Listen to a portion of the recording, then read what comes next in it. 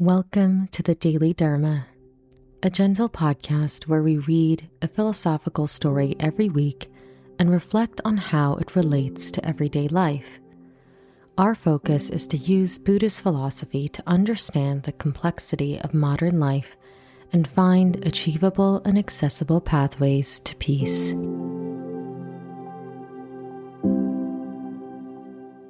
Hi everyone, welcome to the Daily Dharma.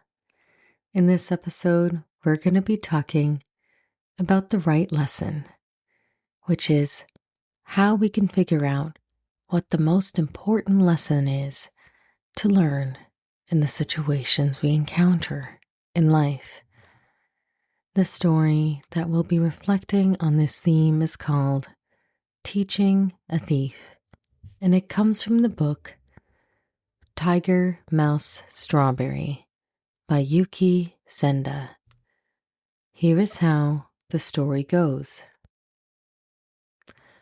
Whenever a famous Japanese Zen master, who usually lived in complete seclusion, gave his meditation seminars, many students traveled from all corners of Japan to attend. During one of these seminars, a student was caught stealing, and the master was immediately informed of the incident, but chose to ignore it and take further action. Only a day later, the event repeated itself, and the same student was caught stealing once again.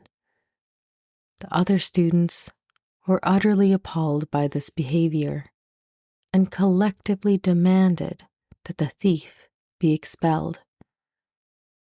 Once again, the master was informed of the incident, but chose not to take any action.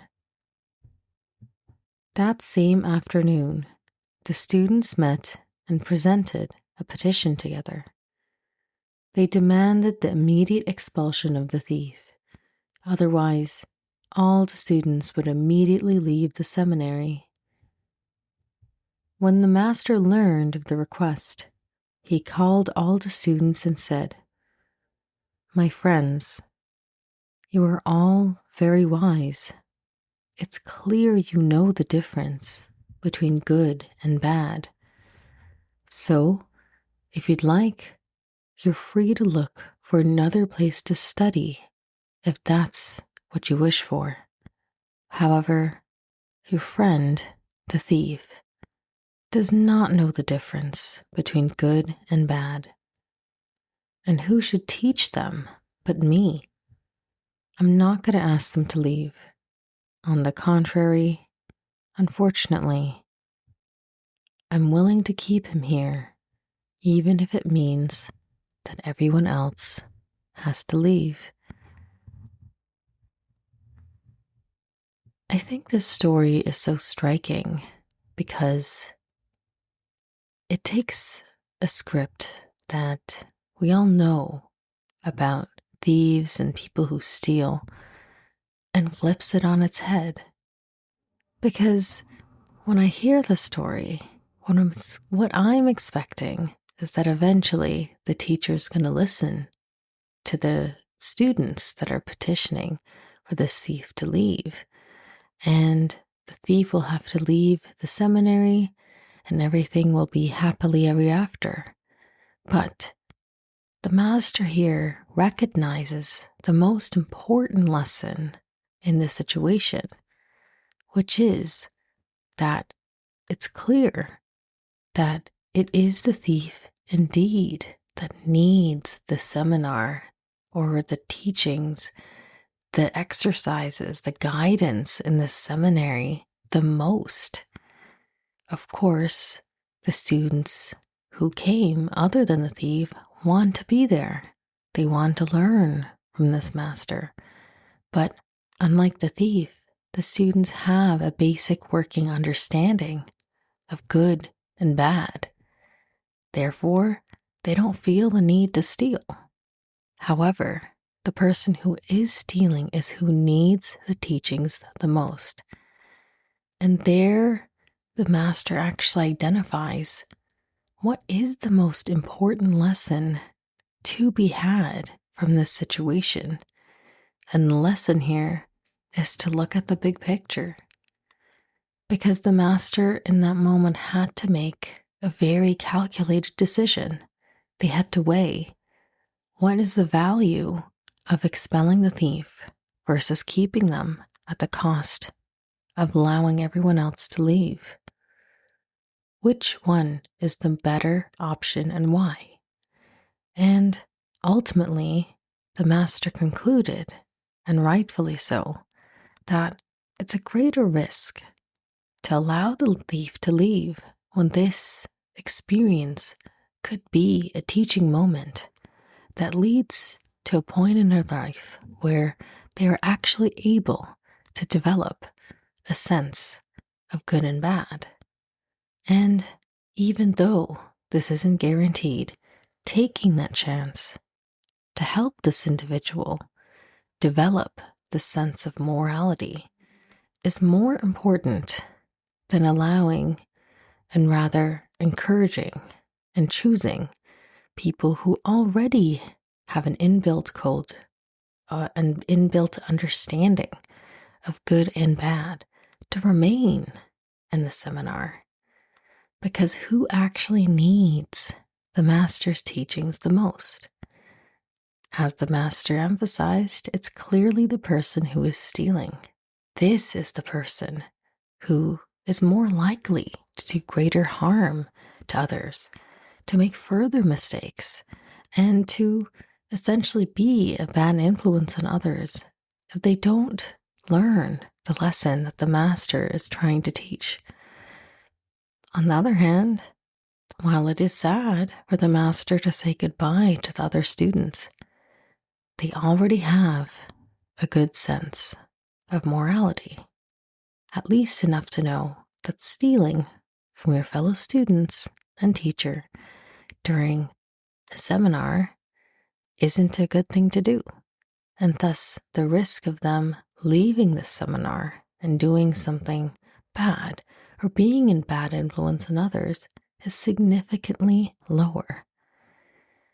And I think this kind of decision making and kind of calculated analysis of the situation is not necessarily intuitive, because what I find is that most of the time, especially when conflicts or stories are presented to us, it's the most common script that becomes activated, that essentially comes to the forefront of our minds. We remember not necessarily the best lesson to be learned, but the most common, the easiest lesson to remember. And while to have any lesson to remember is already a good thing, I think sometimes we do have to take a step back and ask ourselves, I know what I could be learning from this situation, but in terms of the big picture, is there a more important lesson to be learned here? And for example, recently I've had to reschedule 2 exams. And I think initially I felt that this was a bit of a failure to properly organize my schedule and to essentially have everything ready at the right time. But I realized a week out that this is not going to work, that I'm far too exhausted and depleted, and it's frankly unrealistic for me to actually have everything done by the deadlines. So when I took a step back, and of course this is a very simple example, I realized that the bigger lesson to be learned here is not this feedback towards myself that I am somehow disorganized and not really well put together in terms of my schedule for studying.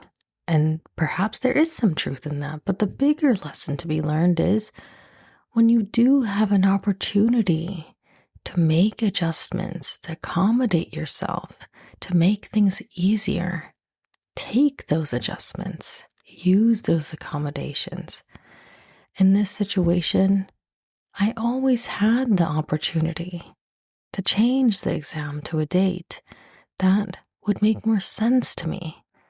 But it only took many, many weeks to actually get to that realization because I didn't fully understand the benefit and the importance of doing so. And I think moving forward, I'm going to be looking at things from this lens, which is not necessarily when is the date that everyone else thinks I should get this done by, or rather, when is the date by which I can just get everything done as fast as possible, but rather, when is the date that I can get things done by in a comfortable manner, where I'm actually able to absorb the material and really sink deeper into the learning that I want to do. And even though that is a really simple example, I really do think that sometimes we walk away not with the most important lesson, but the easiest one.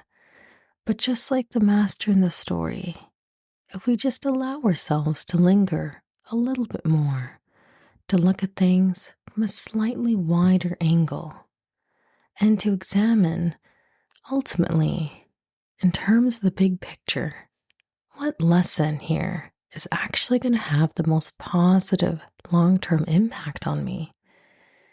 Is the lesson as straightforward and essentially the same as before? Or is there something new and interesting here that I can actually take and apply to go even further in my learning in life? I think even just by asking that question, it allows us to broaden the ways in which we explore what life is trying to teach us. And just like the master in the story, we'll be better able to see the big picture lessons for long-term impact. Thank you so much for listening to this episode.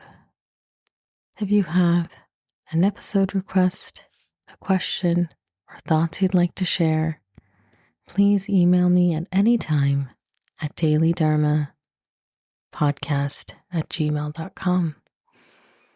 And may you have a beautiful, safe, and joyful week ahead of you. Until next week.